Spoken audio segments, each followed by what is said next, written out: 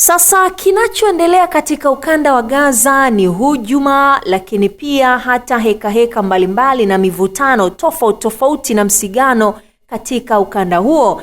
Maelfu ya Wapalestina wamelazimika kuyakimbia maeneo waliokuwa wakiishi ndani ya jiji la Gaza baada ya Israeli kuanzisha operesheni ya ardhini ikiapa kukamata mji huo na kulishinda kundi la Hamas. Picha na mikanda ya video imeonyesha wakazi wa mji huo wakiukimbia kwa kutumia magari ambayo yamesheheni vifurushi vya mizigo ikiwemo magodoro, huku wengi wasijue wapi pa kuelekea.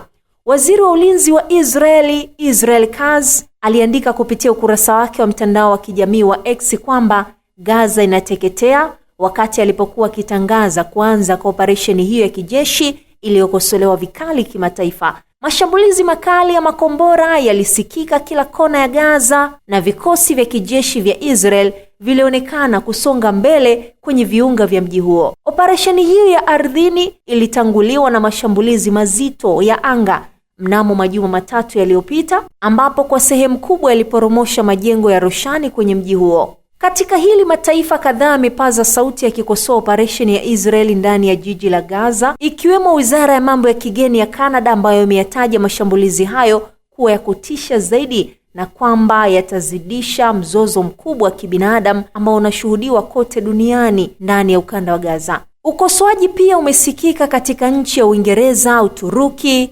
Cuba, Ireland, Uhispania na Umoja wa Mataifa. Hata hivyo, Marekani imechagua kukaa kimya, na waziri wake wa mambo ya kigeni Marco Rubio, ambaye alikuwa ziarani nchini Israeli mwanzoni mwa juma, alionekana kuunga mkono lengo la Israel kuendelea na mashambulizi ndani ya ukanda wa Gaza.